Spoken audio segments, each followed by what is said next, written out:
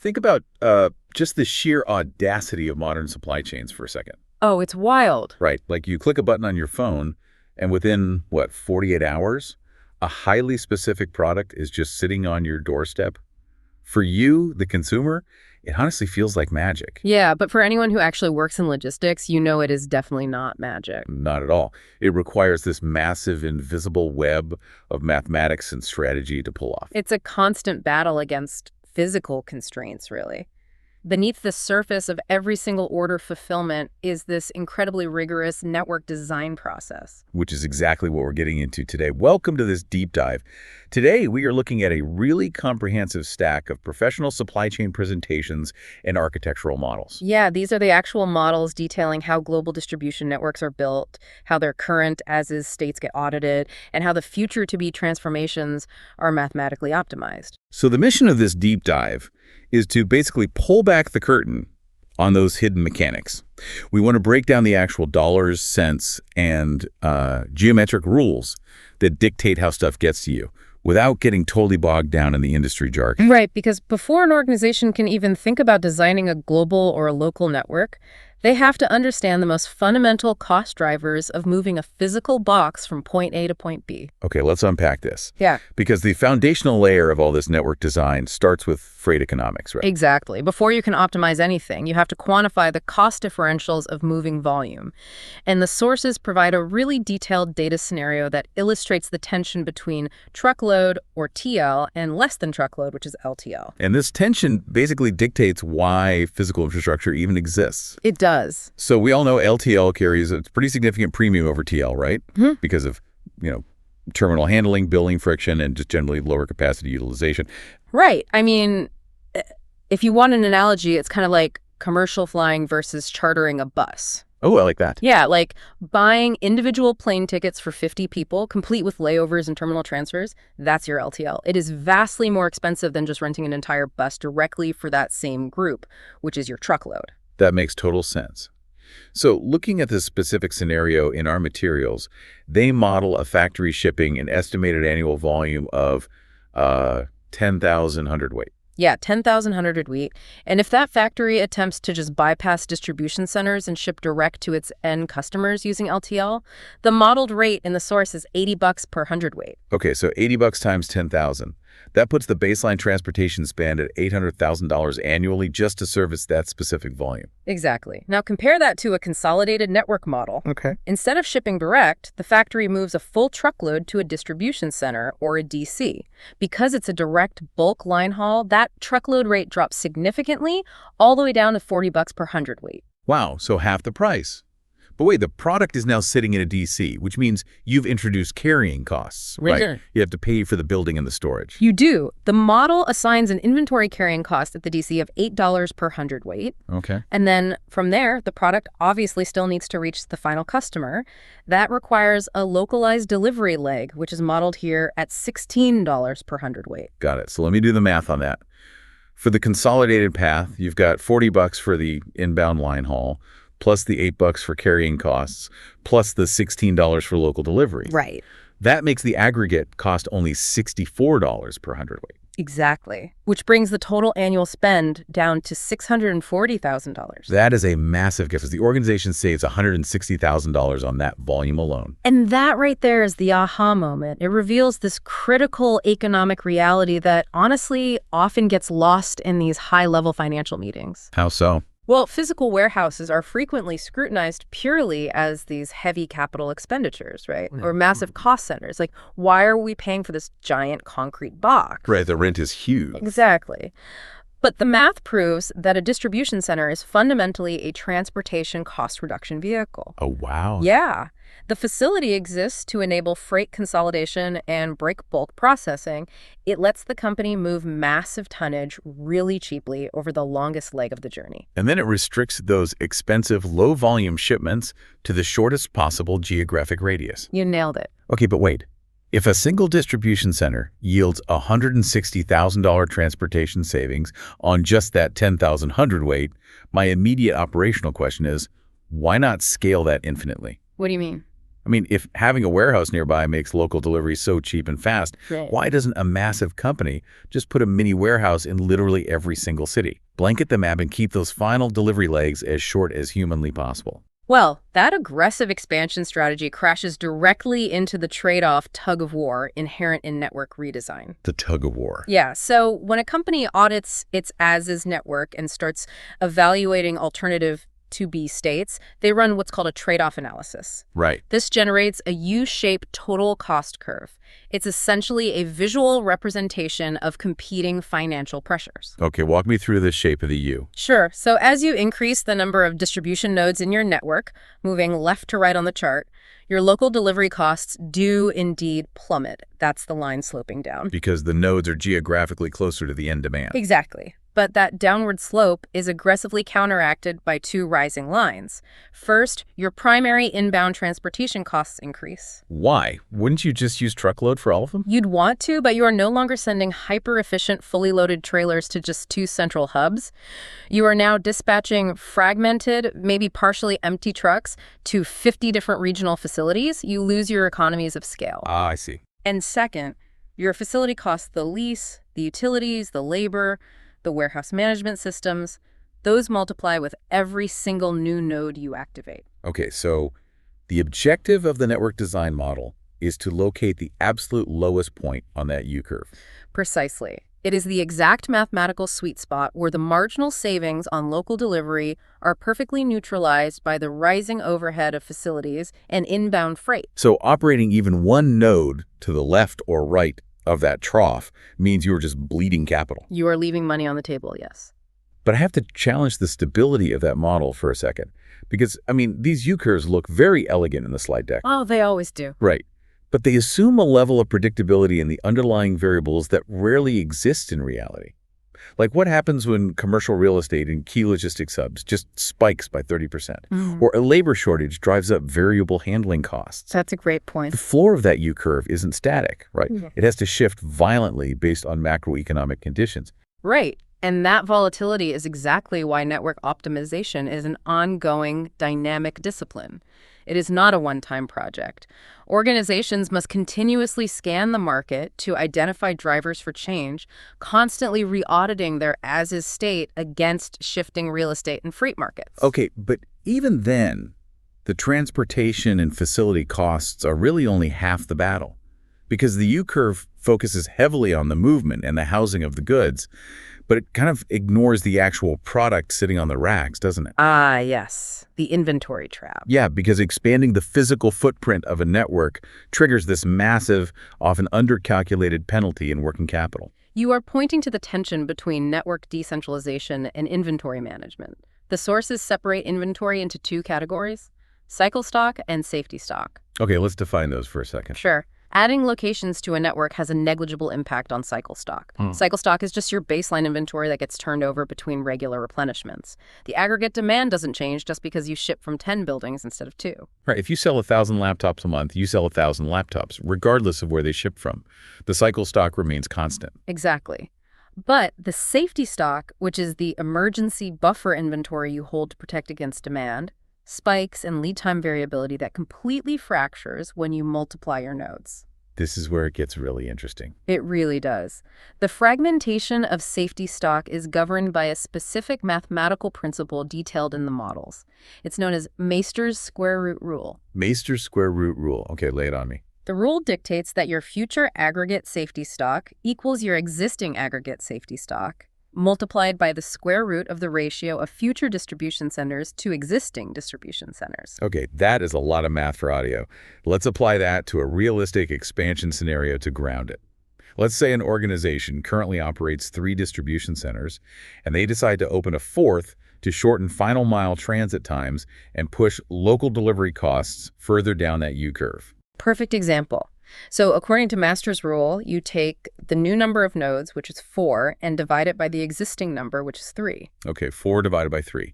That ratio is 1.33. Right. And then you take the square root of 1.33, which is approximately 1.15. So that's a 15% increase. Exactly. Wait, really? The company hasn't acquired a single new customer, nor have they increased their baseline sales volume. Yet, simply by adding one node to the network to get closer to the customer, their system-wide safety stock must increase by 15% just to maintain their existing service levels. Yes. That mathematical penalty is rooted entirely in statistical variance and the loss of risk pooling. Risk pooling. Okay, explain that. In a centralized network, demand volatility is smoothed out. Let's say a sudden spike in demand in the Pacific Northwest coincides with a lull in the Southeast.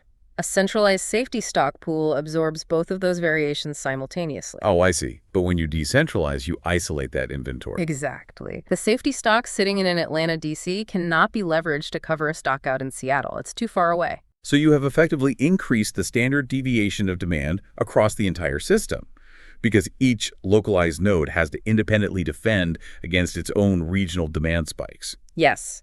And that 15% increase, that represents millions of dollars in stranded working capital, much higher obsolescence risk, and increased insurance premiums. So the organization has to evaluate whether the reduction in transit time and final mile costs actually outpaces the massive financial drag of carrying that decentralized safety stock. It is a brutal balancing act. Okay, so let's assume the operations and finance teams actually align. The mathematical optimization dictates the network needs exactly 3 nodes to balance the U-curve and minimize the safety stock penalties. Okay, the math is settled. Right, but the abstract math now has to be translated into physical real estate. How does the model select the actual geographical cities for these facilities? Where do we put the pins on the map? Well, the network planning models use what we call heuristic approaches.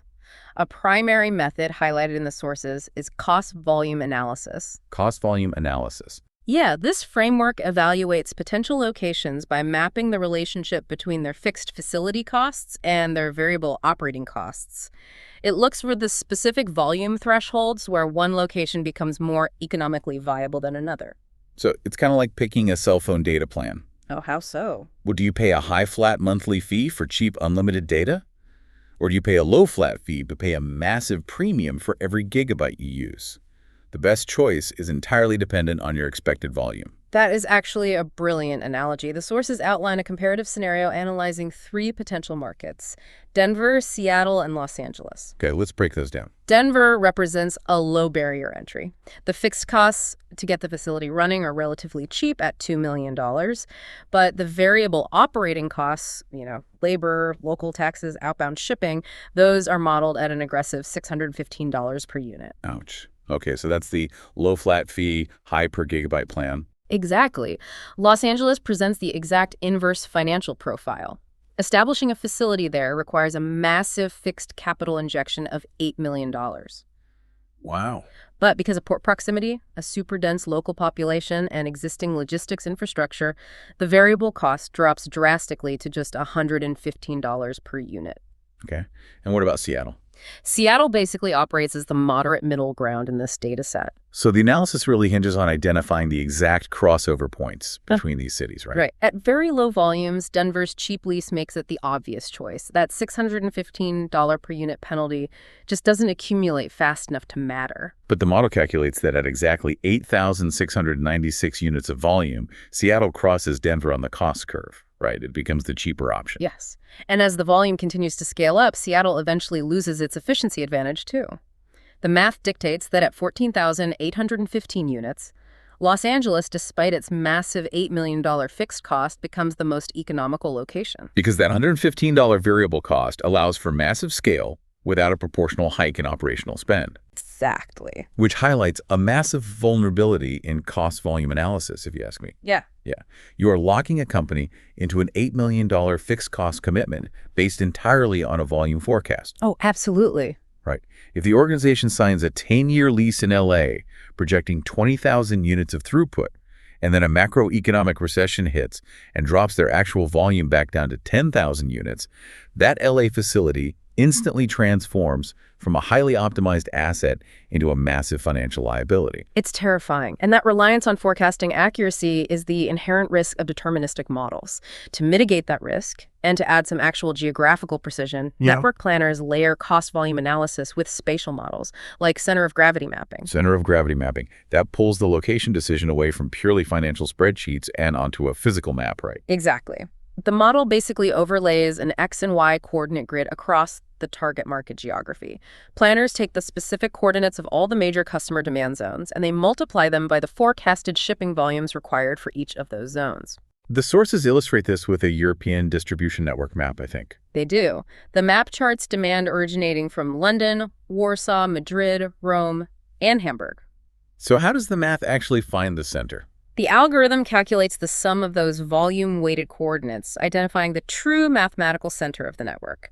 In that European example, Hamburg generates an enormous volume of 11,000 units, which drastically overpowers Madrid's 4,000 units. Oh, wow.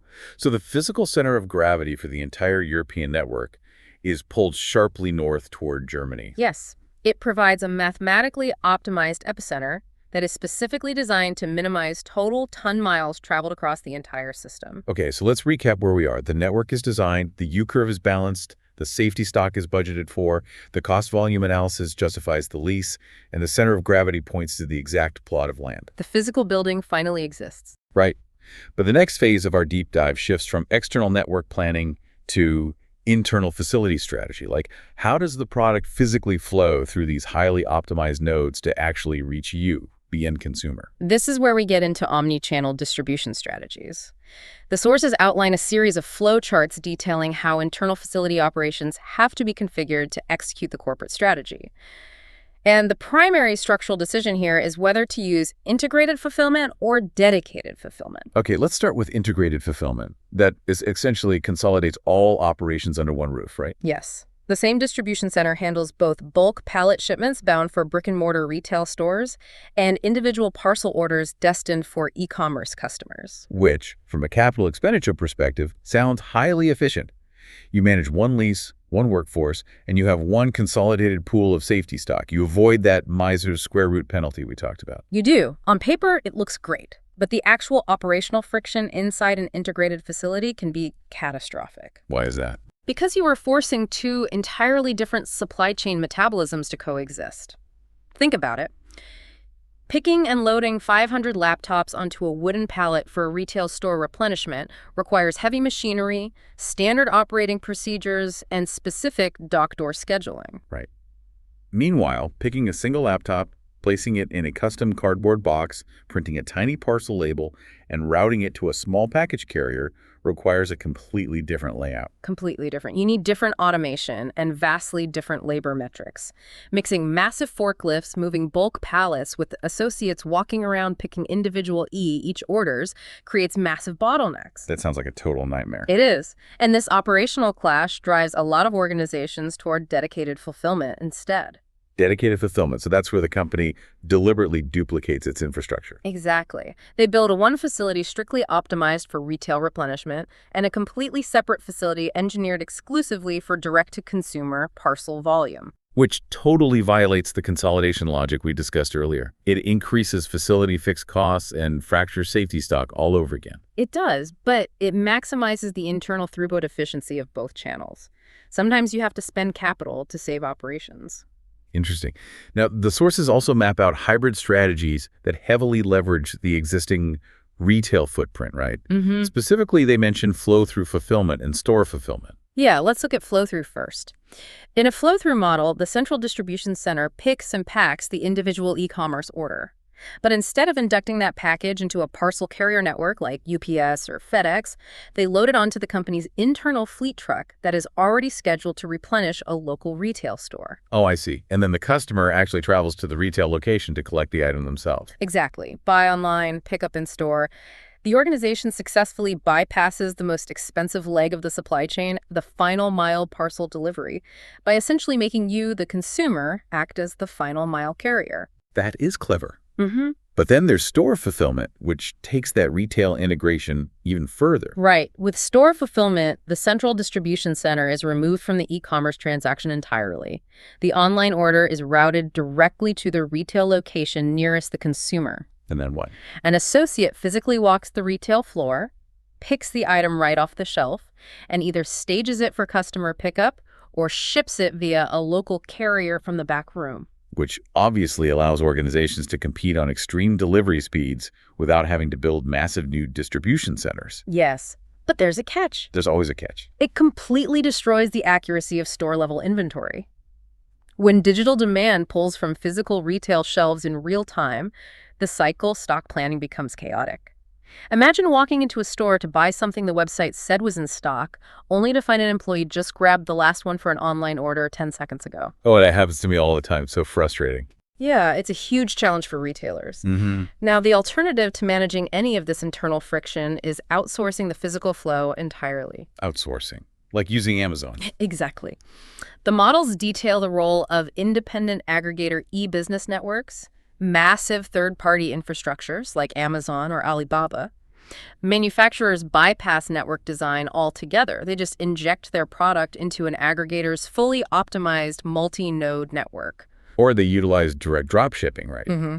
Where the retailer captures the demand through their digital storefront, but passes the order data directly to the manufacturer, who then ships the product straight to the consumer. Right. The retailer acts purely as an information broker and never actually touches the physical inventory. It's brilliant. Every single one of these omni-channel flow paths is essentially reverse engineered from the consumer's expectation of acceptable lead times. That's the driving force behind all of this. If the market demands 3-day shipping, an integrated fulfillment center in the Midwest is probably sufficient.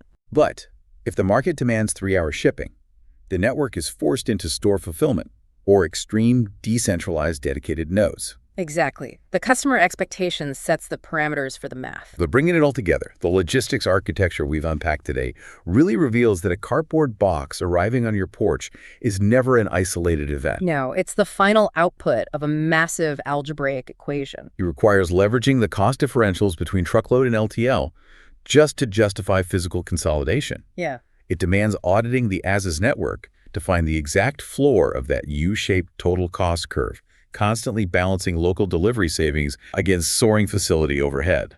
It forces planners to confront Master's square root rule, calculating the precise working capital penalty of fractured safety stock before expanding anywhere. And it relies on cost-volume analysis and center of gravity mapping to lock in multi-million-dollar real estate decisions based on, let's be honest, pretty volatile demand forecasts. The sheer complexity required to execute a standard 2-day delivery is absolutely staggering. It is. But here's a final provocative thought for you to mull over.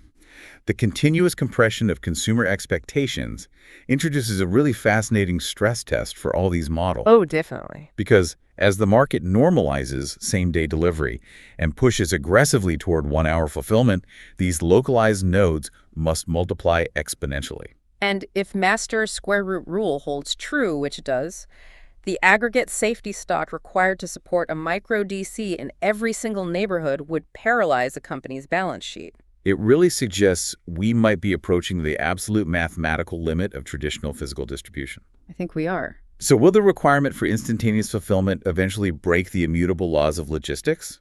Or will entirely new emerging technologies be required to bypass these geometric constraints? Like what? Like, say, predictive AI positioning inventory in your neighborhood before an order is even placed, or decentralized 3D printing replacing the need to ship finished goods entirely. Oh, wow. The models we've explored dictate the present, but the math may have to be entirely rewritten for the future.